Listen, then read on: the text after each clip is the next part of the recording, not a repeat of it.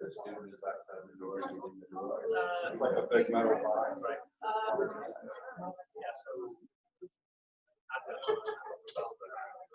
So it is. Okay. Well, my phone tells me it's 1 o'clock. It's seminar time. So I'd like to thank everyone for showing up for this whole first. I don't want to yell over here. Thank you. Sorry. Okay, so I'd like to thank everyone for showing up to start off the seminar series for the spring semester. It's a great pleasure today to introduce our speaker, Dr. Albrecht von Arnim. He's coming to us from the University of Tennessee. Albrecht did his undergraduate and master's degree at the University of Freiburg in Germany. Did his PhD at the John Innes Center in England. Was a postdoctoral scholar at Yale University. And then I joined the faculty at the University of Tennessee. And the department name is too long for me to remember. So today, I don't know what it was called when he joined it, okay? But he's in the Department of Biochemistry and Cellular and Molecular Biology at the University of Tennessee in Knoxville. So he joined UT right out of his postdoc, rose through the ranks, he's a full professor there. You were associate chair or something? As well? Yeah, associate head. Yeah, so associate head of the department. So Albrecht is one of the leading experts in the world in the field of protein translation, that's protein biosynthesis in plants. And today he's going to, I think, according to the title, he's going to tell us a very interesting story about how protein translation responds to signals that the chloroplast sends in response to whatever the chloroplast sends. Mm-hmm. So, Albrecht, I leave the floor for you. And all right. Thank you very much for the kind introduction. It's been a pleasure visiting with you today, and I'm looking forward to meeting more of you later on. I was particularly impressed with the students who I met over lunch and also before and after. It's really great to see such an active department with a very diverse range of research experiences. So in my department, we are very much focused on the molecular, cellular, and biochemical side of research, and that will also be represented in this talk, but it's really nice to get some grounding and hear about applications of that research and of what plants do in the field and so on and so forth. So I appreciate the invitation to come to speak to you today. So when you look at Earth from space, or just look out the window during the growing season, or you visit the Smoky Mountains, which are about 1 hour away from our campus, the predominant color on land on Earth is green, right? And we usually attribute that color to the photosynthetic pigments such as chlorophyll, and that's of course correct. But I like to take the attitude that in the same way that hemoglobin is a red protein, this is actually a protein that we're looking at, the chlorophyll AB binding protein. And so in my lab, we are very interested in how this protein and many other proteins are synthesized through the I knew I would do that. Through the process of translation or protein synthesis. So our lab focuses very much on gene regulation at the level of protein synthesis, of how an mRNA loaded with ribosome is translated into a protein product. Now, if you are a carnivore, you might wonder why we should care about protein synthesis in plants, but keep in mind that even though the proteins that you are consuming were produced by an animal, the amino acids that that animal used probably came from one of these two plants, right? So the amino acids are actually plant products. So to put this work into a slightly different, broader context, as we are producing amino acids and proteins in plants, this comes with some problems. You know, as we apply fertilizer to fields, the nitrogen fertilizer that we apply to fields is used primarily to make amino acids and proteins, right? That's the major sink for nitrogen in the plants, and over-fertilization, runoff of fertilizer can lead to all sorts of problems, such as these algal blooms. Okay, I'm going to do this again here from a satellite picture in the Great Lakes region. So this is caused primarily by excessive phosphate fertilization, and then you know, given that nitrogen is often the rate-limiting macronutrient in the oceans, the nitrogen runoff from the Mississippi watershed in the Gulf of Mexico is resulting in a hypoxic, so-called dead zone in the Gulf of Mexico. So now I'd like to not put too fine a point on it, but the phosphate that we are using as fertilizer ends up primarily in what cellular machine that is the ribosome, you know, consisting of ribosomal RNAs containing a lot of phosphate in it. So, but most of the rest of my talk will really very much focus on the signaling mechanism and the regulation of this process of protein synthesis. So to illustrate this with a sort of a data slide here, taken from an article published in 2008 in Science magazine. This chart is basically a scatter plot that relates the protein abundance in the cell of, in this case, Arabidopsis cell cultures with the mRNA abundance. You know, typically we think of mRNA abundance and protein abundance being correlated with each other, and that's indeed the case. There is a correlation there with a certain correlation coefficient, but you can see that this correlation coefficient is definitely not 1. It's always much less than 1. The correlation is just very broad and rough, meaning that for a given level of messenger RNA in a cell, you can either get out just a little bit of protein or a whole lot of protein, right? So why is that? This is because translation, the ribosome loading of messenger RNA is tightly regulated, and of course protein turnover is also tightly regulated, contributes to this discrepancy or this lack of a full correlation between mRNA and protein level. So over the years, my lab has been interested in translational control for many different aspects. We've done some work on the role of translational control in stem cell development, but more recently we've become more interested and focused more on the regulation of translation in response to environmental factors. So a couple of years ago, we, before I get to that, let me just sort of emphasize the broad picture here, the big picture here. I'd like to, you know, with your permission, ask you to kind of take on a little bit of a different perspective than you may not normally have about gene regulation. So typically, we think of transcriptional control being the predominant form of gene regulation, and that is probably the case. Environmental factors working through usually other proteins can affect and regulate transcription. It's very well known, but I'd like to take a more RNA-centric view today and emphasize that there are a number of different levels of regulation at the level of RNA, whereby environmental factors can regulate protein synthesis, both by modification of RNAs, you know, such as polyadenylation that you often hear about here, the regulation of protein, you know, abundance and post-translational modifications, and finally, in a process that I will emphasize today, that is regulation of translation per se, ribosome loading of messenger RNAs.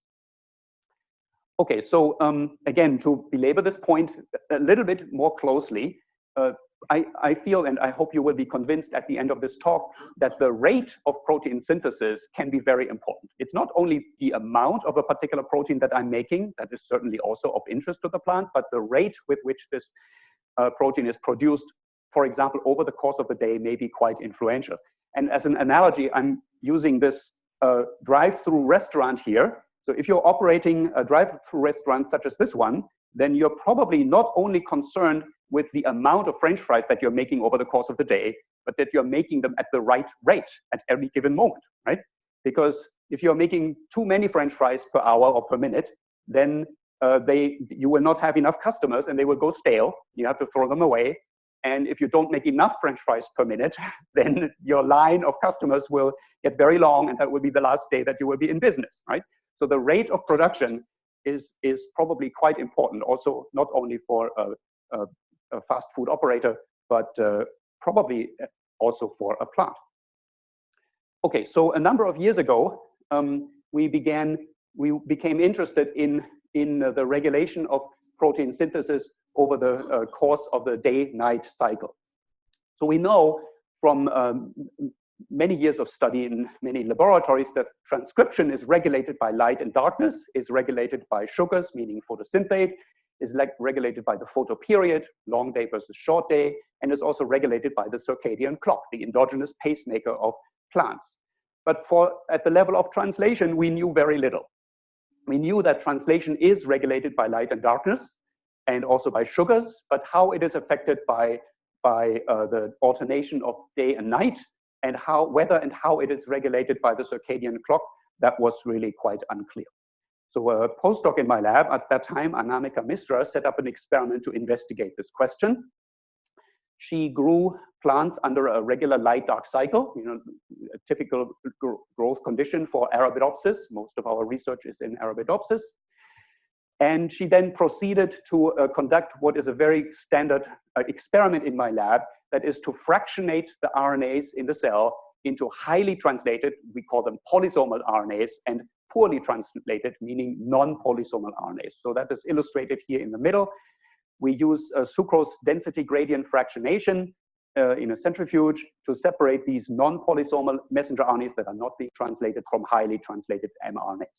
In this particular experiment, we made 3 fractions, non-polysomal, small polysomal, and large polysomal fractions, and then we hybridized the RNAs that were extracted from these fractions against microarrays at the time, and that allowed us to identify and calculate a translation state, basically a glorified word for ribosome loading, for each messenger RNA. So messenger RNAs can have either low ribosome loading, maybe 0 or 1 ribosomes per mRNA, or they can have high ribosome loading, let's say 5, 6, 7 ribosomes per mRNA.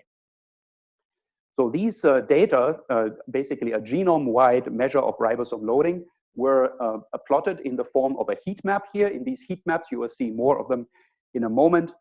Yellow color always stands for high, in this case, high ribosome loading, and blue color stands for low, meaning low ribosome loading.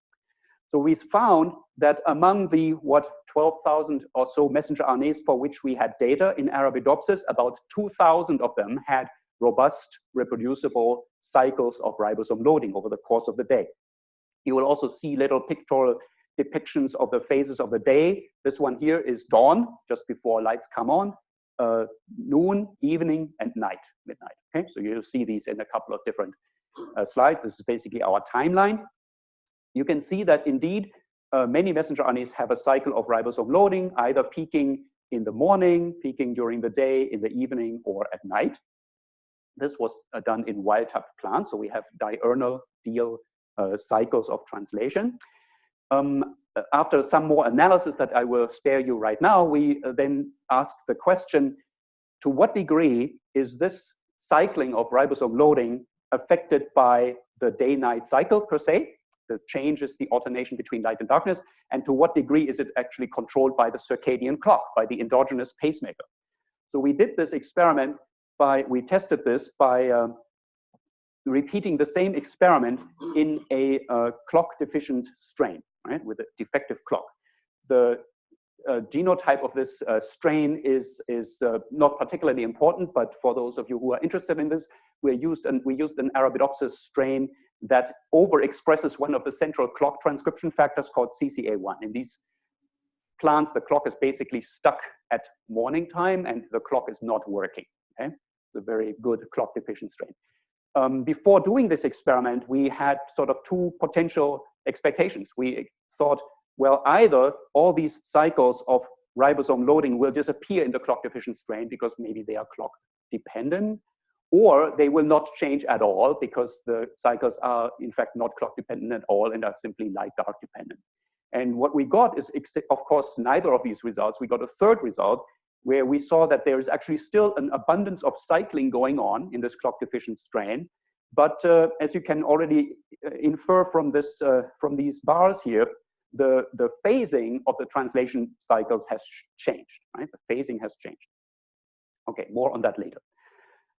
So now these cycles of ribosome loading that affect many messenger RNAs affect different functional classes of messenger RNAs in different ways. For example, ribosomal protein mRNAs, they are preferentially translated at night, and other messenger RNAs, for example, the messenger RNAs for light harvesting proteins, chlorophyll AB binding proteins in the chloroplast, they are preferentially translated during the day. Okay, so one can see these and many other types of patterns.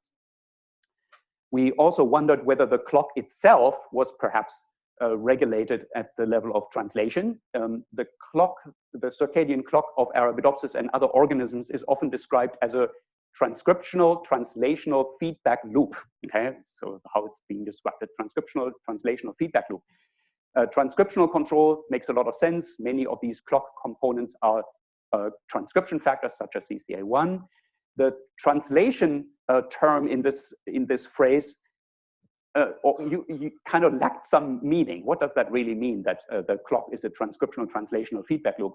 I think we put a little bit of substance behind this by showing that many of the core clock messenger RNAs, such as CCA1 itself, which is here somewhere in this list, LHY, and many other clock genes, are actually among the most robust cycling genes when it comes to ribosome loading. Some of them have high ribosome loading in the morning and low during the day, and some of them opposite.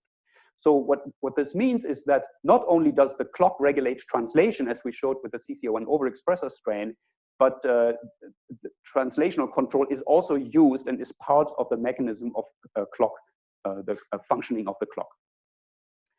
Okay, so now what exactly is the clock really doing to ribosome loading? What we did here is the following. We maybe I need to explain this experiment or this analysis in just a little bit more detail.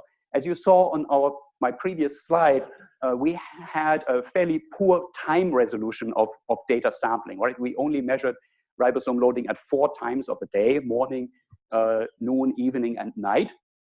But the quality of our data was really quite good. It was very reproducible, and we could infer cycles quite beautifully. And what we did is, for each messenger RNA, we fitted a sine curve, a cosine curve across our data.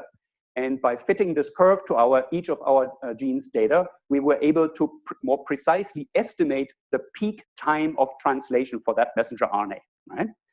So by doing this data fitting, we were then able to distinguish whether a messenger RNA has its peak ribosome loading at, let's say, 4 hours after lights on, or 6 hours after lights on, et cetera, et cetera. So then, after assigning a peak time of ribosome loading to each mRNA, we then plotted the distribution of these times here in this graph, right? It goes from 0 to 24 hours after lights on. And this gave rise to a very interesting observation. You can see here that the peak times are not at all evenly distributed over the course of the day, right? We have one bunch of messenger RNAs that has its highest ribosome loading at night, here at night, and another one kind of in the middle of the day, right?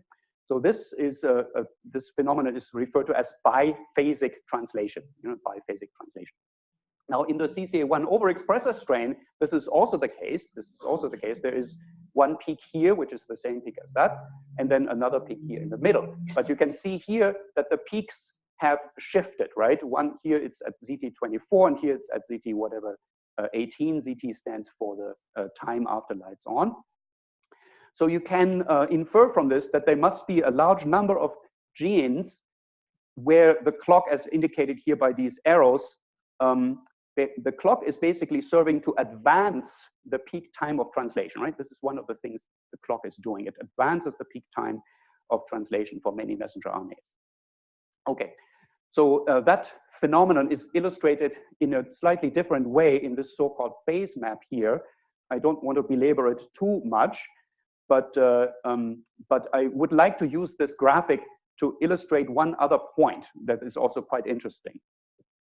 What's shown here is again, somewhat similar to the previous slide. We binned all the genes for which we had data according to the peak time of translation, right? A bin here, ZT0, that contains all the genes whose peak translation is at dawn. And here, these genes have whatever, 300 or so of them have peak translation at noon, et cetera, et cetera. We did this for wild type, and then here on the vertical axis for CCA1. What you can see here is something quite interesting. You see that in the wild type, we have a large number of genes that are actually not cycling. The ribosome loading for these messenger RNAs is not cycling at all. But for many of them, they are cycling in the clock deficient strain. Right? This is really quite surprising and counterintuitive. What this means is that the functional clock is actually suppressing cycles of ribosome loading for these messenger RNAs, right? It's kind of maybe very much the opposite of what one might expect. Good. So another question one can ask about these data is what is the relationship between transcriptional control and translational control? Do peaks of transcript levels, which we also measured and detected, and peaks of ribosome loading, do they coincide with each other? Do they happen at the same time of the day? If that were the case, this would be referred to as translational coincidence, right? Translation and transcript levels coincide at the same time of day. If that was the case, then in this particular graph here, the bins along the diagonal of this graph here, they should be full and they should have a red color, and the other ones should all be empty and should have a yellow color. And we can see here that in fact, all the bins are populated, meaning that there's actually not a whole lot of translational coincidence going on, right? What that means is that there are many messenger RNAs that have their transcript cycle at one time of the day and their ribosome loading cycle at a somewhat different time of the day. They are not in phase of each other. So why would that be important? This is just a brief summary. So we don't quite know why the plant organizes its gene expression machinery in this manner, but I have an idea about it, right? So when we don't have data, then we start to come up with ideas. And the point is that I believe that this lack of translational coincidence allows the plant a very, very nice, simple way to fine-tune the rates of protein synthesis over the course of the day. And that is simulated in this little graphic here. What you see here in this little squiggly dotted line is an example of a cycle of transcript levels, right? This is a given messenger RNA whose transcript level cycles up and down over the course of the day, as some mRNAs want to do. Now, we can overlay on top of this the cycle of ribosome loading. We'll do that in a moment. And we're doing that because basically the messenger RNA level multiplied by the number of ribosomes per messenger RNA, that will give us a measure of the protein synthesis rate, right? I hope this kind of makes sense. So that's what we're doing in the simulation. So we are overlaying the transcript level here, dotted line, with a cycle of ribosome loading. The gray line you can see is completely in phase, so we have translational coincidence. And when we do that, we can predict a protein synthesis rate that follows this pretty sharp up and down pattern, right? This is our wave form of protein synthesis rate. Now, the interesting phenomenon, I think, here is that by simply shifting the phase of the translation states, right, up and down, back and forth by a couple of hours, you can change the waveform with which proteins are synthesized over the course of the day, right? So thinking back to the French fry analogy, you can do by very simple shifting of the translation cycle, you can control the rate at which proteins, not French fries, proteins are produced in the plant. Is that really happening in the plant? So we examined our data for this kind of phenomenon. And yes, you can find examples like that. Just a couple of random or almost random examples of this protein here that stands for, that codes for a UV light receptor, and another protein called LP1 here. What I did here is I shaded in gray the effect, the phenomenon, the effect of the translational control, and what translational control is adding on top of what transcriptional control alone can do. Okay, all right, so moving on. While we were doing this work, other groups were also busy doing similar things in the mouse here, and once they had published their work, it became quite amazing that there are some very interesting parallels between translational control daily translational control in Arabidopsis and the mouse. So for example, both in Arabidopsis and in the mouse, we have this phenomenon of biphasic translation, that I described earlier. In both organisms, ribosomal proteins are highly translated at night, also mitochondrial proteins, and then other proteins are highly translated during the day. Now, some of these differ between plants, green, and animals, mouse, in red. An interesting difference between the plant and the mouse situation is the role of the clock. So in the plant, we think that there is a fairly direct way for the clock to regulate translation, indicated by this green arrow here, whereas in the mouse, the effect of the clock on ribosome loading appears to go through the feeding cycle, meaning the clock controls when the animals eat, and then the feeding cycle, the amounts of nutrient glucose in the bloodstream is controlling the translation rates in the animal. Okay, so in the next couple of slides, I'd like to get a little bit into the potential mechanisms for this type of translational control, although I need to confess right away that we do not know yet what the mechanism is, okay? But what we have learned from this is some very interesting way of how light signals, light-dark signals, and clock signals can act together and be combined to relay signals from the environment. So this part of the talk, this part of the story, focuses very much on a particular protein, part of the ribosome, known as RPS6. So RIB stands for ribosomal protein of the small subunit 6. Here we have a somewhat fuzzy crystal structure of the small subunit of the ribosome. Here's a large RNA protein complex. And at the bottom, at the so-called foot of this ribosome, we have this so-called RPS6 protein.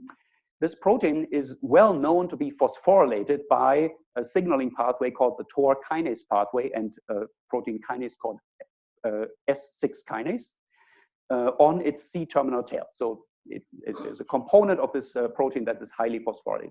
So this is under the control of various environmental signals such as light, sugars, and as we have shown also the circadian clock. So the sites of phosphorylation are illustrated here. There are about 6 or so different sites.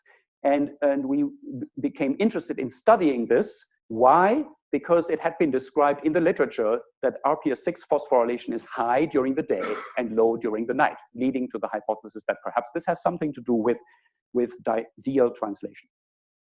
I don't need to emphasize these 2 pictures here. So a student, PhD student in my lab at the time, Ramya Enganti, she set out to investigate the control over RPS6 phosphorylation by light and darkness.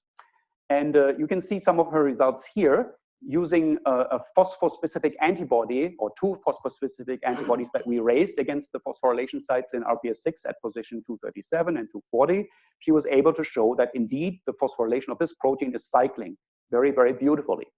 Now, this was done in a clock-deficient strain, right? This was done in a clock-deficient strain, the CCA1 overexpression strain, meaning that these cycles are driven by the light and dark environment, okay? In these, and the next experiment, I'm kind of coding the conditions that we're using here using these little symbols. When you see a sun and a moon, that means there's a light-dark cycle. And when you see this yin and yang symbol, then that means the clock is active. But in this particular case, the clock is not active, right? Hence it's crossed out. So we have only light-dark cycle going on. Quantification of the results. Okay, so in the next experiment, she asked the question, does the clock also control cycles of ribosome loading? I'm sorry, does the clock also control cycles of RPS6 phosphorylation? So to address this, what we do is we take a wild-type strain that has a clock, and we keep it in constant light, right? There's no light-dark changes, constant light.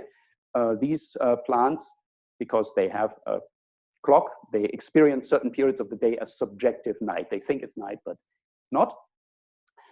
So in these plants, you can also see cycles of ribosome loading, as illustrated here.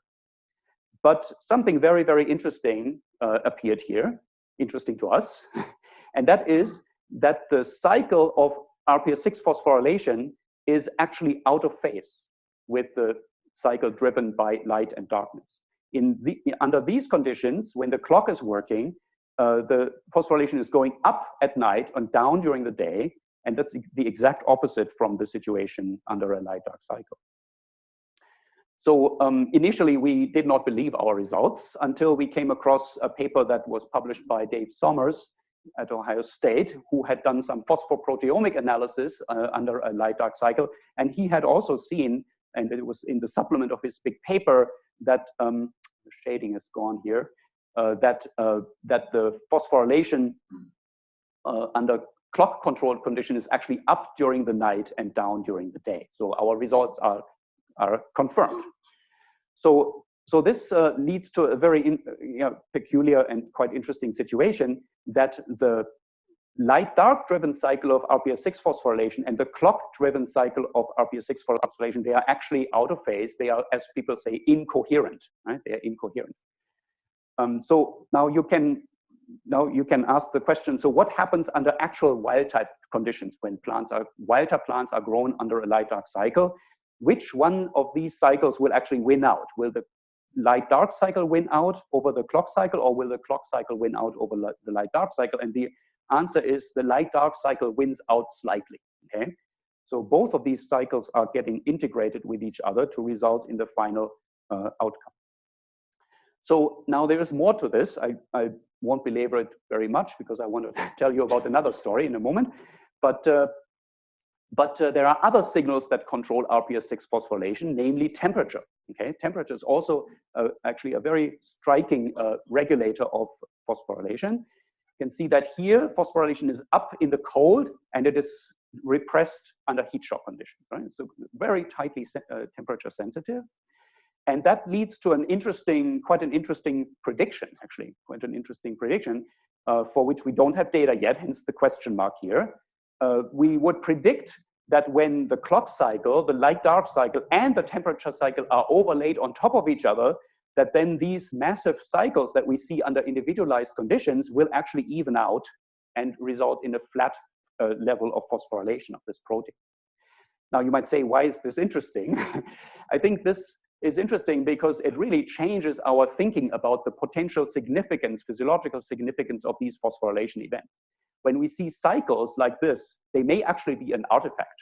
They are an artifact of our sort of extreme conditions. Under natural conditions, such as this one, the phosphorylation may actually be flat, okay? And why would that be interesting? I think that leads to the following hypothesis, that perhaps this phosphorylation of the protein is not supposed to be cycling under normal conditions. It's supposed to be flat, and it may serve as a gauge, as a gauge, such as the tachometer in your car that measures the revolutions per minute, or such as something like the Dow Jones Industrial Average. It's a gauge of how the stock market is doing, right? So these gauges measure things that are actually under equilibrium homeostatic conditions supposed to be relatively flat, and when there are deviations from that flat behavior, that's perhaps when things become interesting, right? Okay, we have a stock market crash, or we are going way too fast, or things of that nature. So we don't know yet whether the phosphorylation of this protein is actually performing this kind of function, but we are leaning towards that because of an observation that we are struggling with a great deal. This phosphorylation event on RPS6 was actually first discovered in the early 1970s. And at that time, it was written in one of the articles here, the effects of phosphorylation of the ribosomal proteins on protein synthesis remain to be determined, okay? People did not know what these phosphorylation events are doing on the ribosome. How do they affect translation? And you may not believe this, but it's true that almost 50 years later, that is still the case. We do not know what this phosphorylation event is doing to translation. There have been many attempts to come up with plausible ideas, but more detailed investigations have generally shown that those ideas were wrong. Okay? So we are still hard on the heels of figuring out what these phosphorylation events are doing. This slide that I'm not going to describe in a great amount of detail shows that this phosphorylation happens on polysomes, on actively translating ribosomes, but what it does and what it's for, we really don't know. And that is illustrated in this experiment that is still an early stage of an ongoing project. We decided to actually generate plants in which this phosphorylation event can no longer happen. We mutated the C-terminus of RPS6 to change all the phosphorylated serines to alanines. And we generated plants that only have these non-phosphorylatable RPS6 proteins. And these plants that are grown here on a plate, on a vertical Petri plate, they are growing perfectly normal. Okay? They are growing perfectly normally compared to wild type. So we don't think that this phosphorylation is necessary for translation, at least not under these conditions. So we're actively investigating what the biochemical role of this phosphorylation is, boldly thinking that even though yeast people have not been able to figure it out and mouse people have not been able to figure it out, perhaps Arabidopsis will be the system in which we can determine that. Maybe. Wish us luck. Okay, so in the next couple of minutes, I'd like to tell you about another story that is developing in our lab. And I put it into a context with what I just told you. In the previous part, I told you about basically the output of the so-called TOR-S6 kinase pathway that integrates signals from light, sugars, and the circadian clock to result in the phosphorylation of this particular protein. In this case, as I said, I admitted, we don't really know yet what this protein phosphorylation event is doing to translation, question mark here. But so be it, we're investigating that. We are also very interested in a second pathway here, the so-called GCN2 kinase pathway, and in this pathway, the situation is sort of completely flipped from the one over here. In the case of the GCN2 kinase pathway, GCN2 is a kinase named after a protein in yeast. We know very well what this kinase is doing at the level of translation. It phosphorylates a specific translation initiation factor called EIF2. And when that happens, translation is repressed. Okay, this is undoubtedly the case. Exactly how that happens is still a little bit murky in plants, but so be it. But in this particular pathway, the upstream portion of the pathway is fairly unclear. For the longest time, it was thought that this pathway responds to amino acids. Okay. Basically, the kinase is reported to be activated by uncharged tRNAs. Well, when do you have uncharged tRNAs and when do you have charged tRNAs? Well, if you're flush with amino acids, your tRNAs will be charged. Under those conditions, the kinase will be active and you can do translation. On the other hand, when you are starved for amino acids, then your tRNAs will be uncharged, GCN2 will be active, and translation will be repressed, right? I mean, intuitively, this makes perfect sense. There should be a way for the plant to regulate translation in response to amino acid levels, right? But as I will show you, this idea is probably, it's at least very, very doubtful that this is correct. One reason that people believe this to be true, and we believe this to be true, and we can even not even quite believe that it could be wrong, is that herbicides that block amino acid synthesis, and there are a couple of them, they activate the GCN2 kinase pathway. That definitely works, and I'll show you examples of that. But I will also show you results that show a different side of this story, and this is the punchline already given away right here. What we now believe is that this pathway is actually not only responsive to this left side of the input, but is also responsive to another signal, namely reactive oxygen species that are produced in the chloroplast, in the plastid, in response to high light condition in particular, but also in response to herbicide. And those are the ones that activate this kinase and thereby regulate translation. So the next couple of slides will show the evidence for this boldish statement. Okay, so in the following experiments, we are scoring the activity of the GCN2 kinase by monitoring the phosphorylation state of this translation factor EIF2 alpha. It's phosphorylated on a specific serine residue right here, and you can purchase an antibody that will detect this phosphorylation event. Okay, this site is extremely highly conserved between different eukaryotes. Just very briefly, not very important, but I think you deserve to know this. This translation factor that's being modified here is the translation factor EIF2, and its role is very important. It brings the first tRNA to the ribosome, right? This is why it's important. And when it's phosphorylated, then I'll uncover the entire slide here. When this protein EIF2 alpha is phosphorylated, then it is thought to basically sequester away an important guanine nucleotide exchange factor called EIF2B, which when that is sort of, when this protein is blocked by phosphorylated EIF2 alpha, then translation shuts down, okay? So this is what the GCN2 kinase is doing. It's phosphorylating this protein, and then translation will shut down. This model up here is based on work in yeast and mammalian cells, and is, you know, at least questionable for plants. All right, good. So, but now into our results here. So what we found is the following. We first started out a couple of years ago by basically replicating what other people have done. We treated plants with a herbicide, chlorosulfuron, which is an inhibitor of branched chain amino acid biosynthesis. And we monitored EIF2 alpha phosphorylation to see whether the GCN2 kinase gets activated. And you can see here very clearly massive phosphorylation, right? Within half an hour of treatment, the EIF2 is activated. So a herbicide is definitely working. It's working. Control here, nothing much is happening. Meanwhile, we also confirmed that translation is being repressed under these conditions. That's shown here in these so-called polysome gradients, where we can distinguish the abundance of highly translated messenger RNA from the abundance of poorly translated mRNAs. Under control conditions, you see there are highly translated mRNAs. And under herbicide conditions, blue line, that their amount decreases, right? So yes, herbicide will result in a block in translation.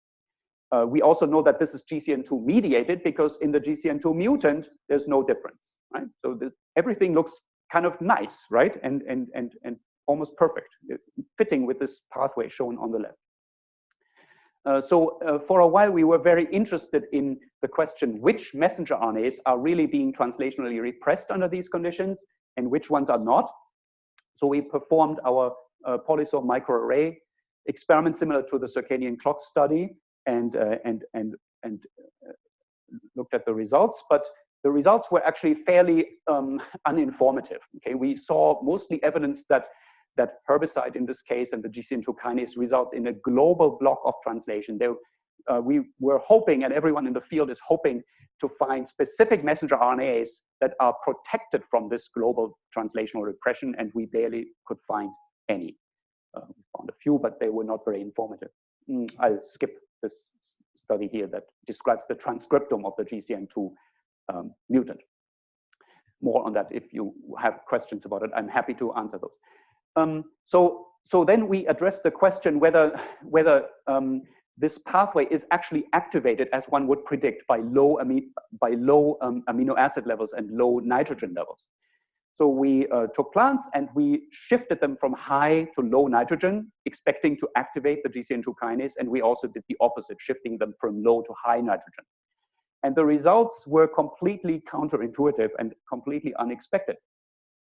Basically, when we shifted plants from high to low nitrogen, the phosphorylation, which should appear right here, this is the cross-rating band, don't look at that, like right here, did not happen. And instead, when we shifted plants from low to high nitrogen, then this is when we got phosphorylation. So very peculiar result, completely inconsistent with the model of the pathway. So the breakthrough really occurred when we conducted the following experiment. You saw this result earlier under light conditions. Chlorosulfuron herbicide will activate the GCN2 kinase. We found out that this activation is completely dependent on light. If you do this in darkness, nothing. It doesn't happen at all, right? And this is not only true for chlorosulfuron, with two other herbicides that also inhibit amino acid biosynthesis, glyphosate and glufosinate, same situation. You need light to activate the kinase. In darkness, you can give as much herbicide as you want, nothing is happening, right? So this appears to be really more like a light effect than at least the herbicide induction of the kinase is light dependent. Okay, in fact, light alone will also do this, as one can see here. What we do is we dark adapt the plants, this is when it works best, and then we treat with light 10, 30 minutes, 2 hours, and we get activation. This is light intensity dependent, and darkness will shut off the pathway. You can also see DL cycles of phosphorylation over the course of the day, et cetera, et cetera. So it's a light dependent effect. So now GCN2 is not a photoreceptor. Okay, so how does this happen? There must be some kind of upstream signal that does this. And we speculated that because the effect is light intensity dependent, that it may depend on photosynthesis in the chloroplast, and that turned out to be true, and that it is perhaps mediated by reactive oxygen species that commonly accumulate in the chloroplast under high light conditions. So, so the next slide will demonstrate that that is indeed the case. So we can, in fact, activate the kinase using hydrogen peroxide treatment. And by the way, hydrogen peroxide is the only signal that we have found that will activate the kinase in darkness. Every other signal will require light to do it. So that suggests that, yes, hydrogen peroxide is a legitimate kind of intermediate in this pathway. It's also concentration dependent and so on and so forth. So to control that we're really producing hydrogen reactive oxygen species under our experimental conditions, we stain the plants with a ROS, reactive oxygen species sensitive dye, with this long name here.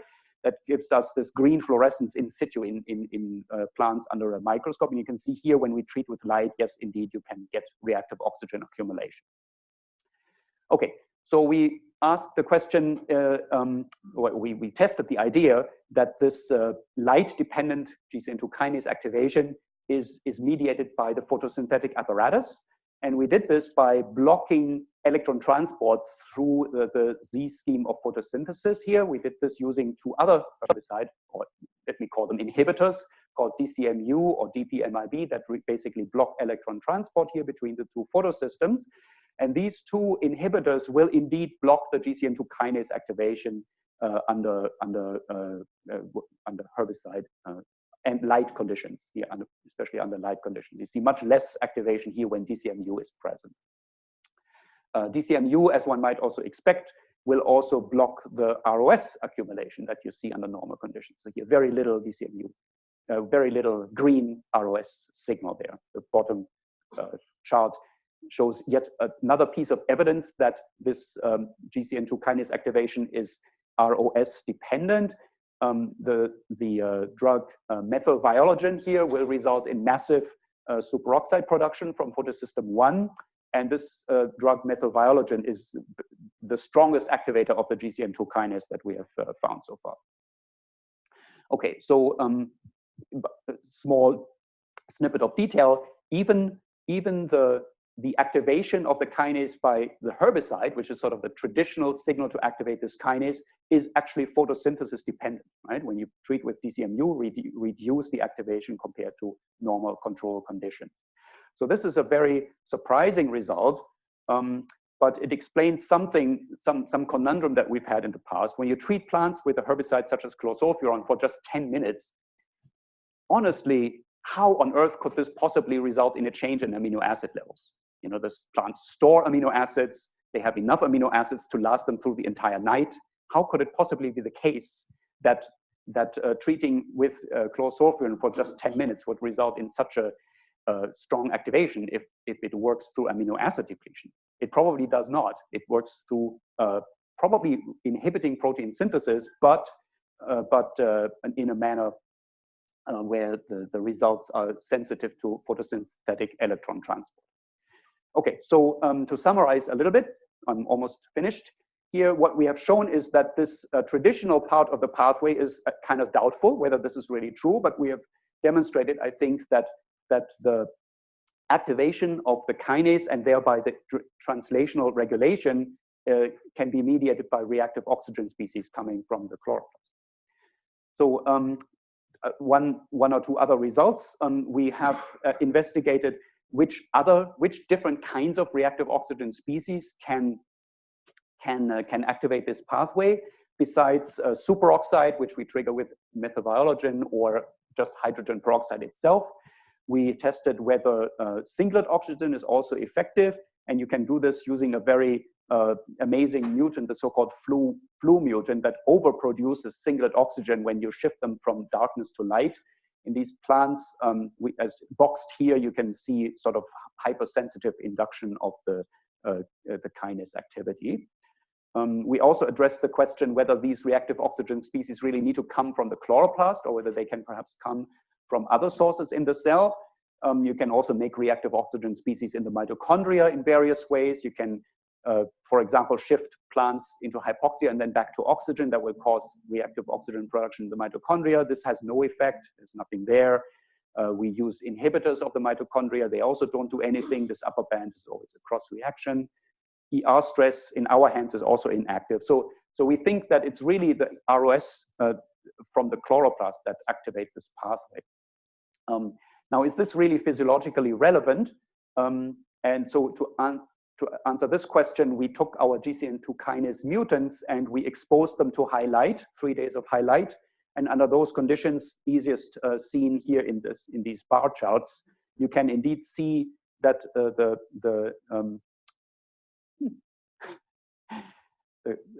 these two bars should be different colors. That's odd. The right bar is the GCN2 mutant, and the left bar is the wild type. That there is indeed a difference between wild type and GCN2 under highlight conditions. So okay, all right. We can also see phenotypes under some other environmental conditions.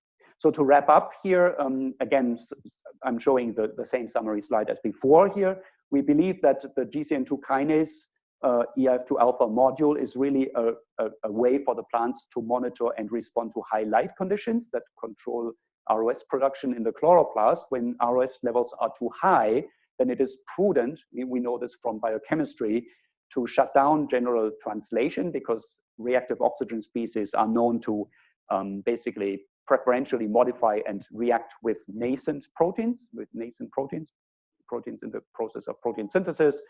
And this can result in problems with protein folding and things like this. So, you know, intuitively, physiologically, it makes sense for this pathway to be active. So with whether this other sort of alternative traditional input pathway is operating or not is, I would say, doubtful. You know, we have evidence that it's not, but we still leave this possibility open for future investigation. So with that, I'll close and acknowledge the people who did this work and also our funding agencies. I don't have funding from all of these at the same time, but this work that I described was done over many years. And so we've had funding from various agencies for this. The GCN2 project in particular, I want to mention, was done primarily by a very, very hardworking and sharp postdoc, Ansul Lokdarshi, with help from many other people. And the RPS6 and clock project was data mostly from a student called Ramya Enganti, who has since moved on and is currently being pursued by Anwesha Dasgupta in the lab. Thank you very much for your attention, and I'm happy to answer any questions.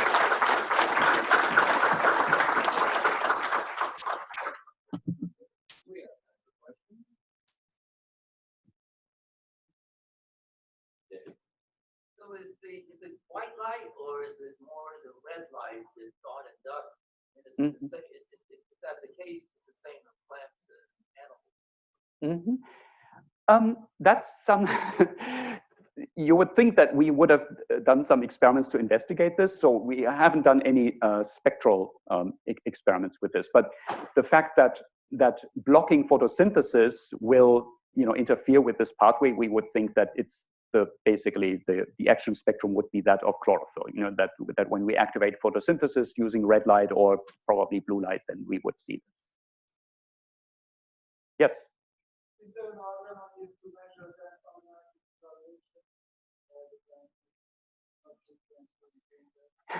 Yes. Yeah, I think that is a very fascinating and important question, right? How does the plant measure amino acid starvation? So I have a few things to say about this, but I do not have the answer to your question. I mean, to me, this is an answer that is burning to be found in the field of plant physiology. We have kind of become interested in the field of in this area of nitrogen use efficiency and so on and so forth in this roundabout way, you know, because translation is the thing for nitrogen, and the situation is the following: that the translation people have believed for the longest time that it's the GCN2 kinase pathway, right? That's the obvious way of how the plant senses amino acid levels, because this is how it's happening in yeast and in mammalian cells. But as you saw, we have serious doubts whether this is the case. Now, interestingly, the entire community of people who work on nitrogen, they have never stumbled across GCN2. Yeah, there is, to my mind, no solid record that GCN2 has anything to do with nitrogen nutrition in the plant, right? You would think that after years and years and years of working on nitrogen metabolism and assimilation and regulation, those hardworking people would have come across GCN2, but they have not published on that. I suspect they have probably investigated and didn't find anything, dropped it, right? For the translation people to kind of redo the whole thing and come up with their own answer. Yeah. So that is my long-winded answer to say I don't know. So why are nascent proteins preferentially oxidized? Yeah, it's because they are, the process of folding protects, a large volume of the protein from attack by reactive oxygen, simply because reactive oxygen is so reactive. It will primarily react with the surface of the protein. And while the protein is still unfolded, more of the whole length of the protein is prone to attack. And this is problematic because then once the residues have been modified, the folding will be affected, and misfolded proteins are not a good idea. Yes. So the reactive oxygen's effect on proteins, is it mainly sulfidal groups, or does it even break peptide bonds, or what is the mechanism of the reactive oxygen? Yeah, so all of the above. I mean, there are many different reactions, sulfhydryls, methionines, but also, yeah, those are probably the primary ones. Yeah, I think lysines also are prone to being oxidized, so nitrosyl groups will form. Yeah. There is not much evidence that it will break the peptide backbone. So yeah, it's mostly amino acid side chain modifications. Yes? So the first part of the talk, you showed some translational oscillation. How much of this can be explained by GCN1, or then another major one that you're looking for, or can GCN1 explain? Yeah, I'm very happy that you're asking this question. So we haven't tested that directly, right? We haven't tested this directly. But so basically what we have not done is the opposite experiment would be to take the GCN2 mutant, actually GCN2, sorry, and check whether the diurnal cycles of translation are disrupted in there. That we have not done this. It's a matter of cost, it's a big experiment. But what we have found is that, and you have seen both of these data already, that under a normal DL light dark cycle, the ribosomal protein mRNAs are preferentially translated at night, so they are preferentially translated at night. And ribosomal protein mRNAs are also the messenger RNAs, I kind of skipped over this very briefly, that are most easily repressed by active GCN2. When GCN2 is active, the ribosomal protein mRNAs, they are the ones that fall out of the polysomes first, okay? So if you put one and one together, there is a clear hypothesis that GCN2 actually plays a role in this DL translational control. Yeah, so it's a bit circumstantial evidence, and I find it almost too good to be true that kind of coincidentally, by working on GCN2, we actually found a mechanism to explain the DL control of translation. This is why I didn't emphasize it. A coincidence, another interesting result on this is though that in Neurospora, in the fungus Neurospora, people have also asked the same kind of questions. Is there DL control of translation? And yes, there is. And a group at Texas A&M has determined that yes, GCN2 is responsible for it. Yeah. But that we have not directly confirmed that in Arabidopsis.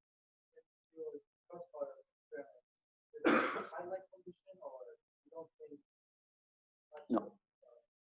In the first component, when we use grow plants under a regular light dark cycle, these are basically low light conditions, growth chamber conditions, 100 micro Einstein per square meter per second, that kind of thing.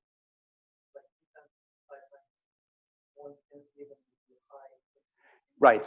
When I say highlight, this is 780 micro Einstein. So it's decent, although still not the maximum watt of what you might find on a summer day in June at noon. Okay. So yes.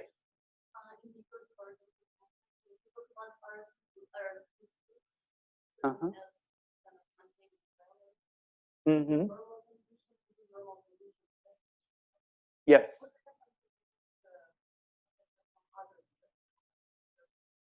Uh-huh. Yeah. Yeah. So we haven't. I don't think we have examined what happened to RPS6 phosphorylation under herbicide.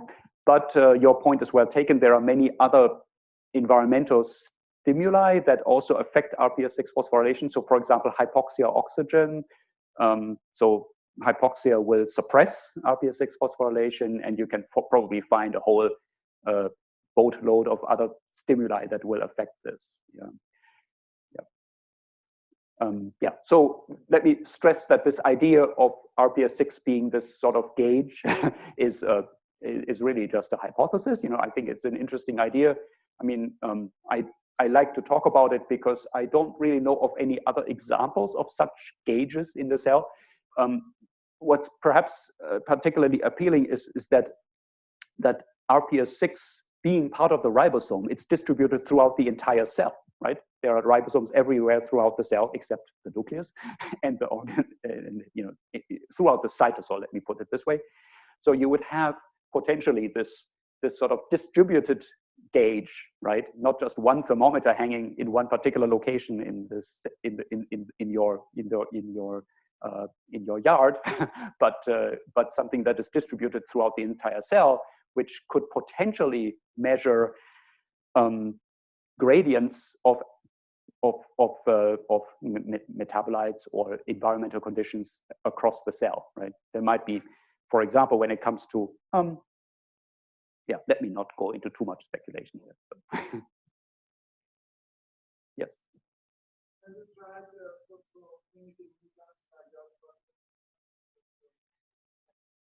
Yes. Yes, we have made those mutants, and we have generated transgenic plants with those, and they also did not show any striking phenotypes yet. Yeah. Mm-hmm. Yeah. So I don't. Yes, very interesting question. Whether perhaps phosphorylation might mediate protein degradation. This is all work in progress, so we are looking into this. So, I mean, we have some very preliminary data that perhaps the phosphorylation has something to do with autophagy, and could have something to do with turnover of ribosomes during autophagy conditions. But it's really, I'm just saying this to acknowledge that we're doing those experiments. We don't have any firm results yet.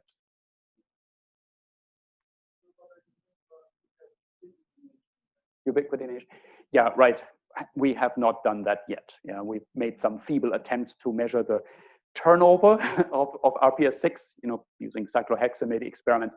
It's a little tricky because RPS6 is a very long-lived protein, so it's not so easy to measure turnover well. Yeah. All right. Well, we have no other questions. Thanks again. Okay. Yeah. Thank you.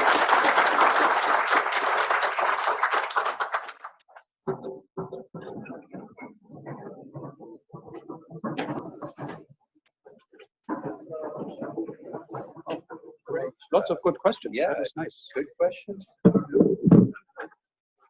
Okay. Great talk. So, is this yours or no? This Okay, belongs that's the. to, So that Jesse. belongs to this.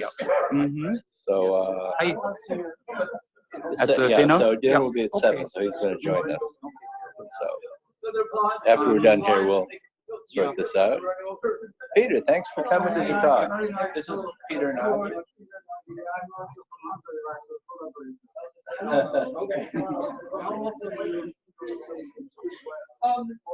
I I've seen him a couple of times. Yeah, so in fact, I did not talk about this project at all.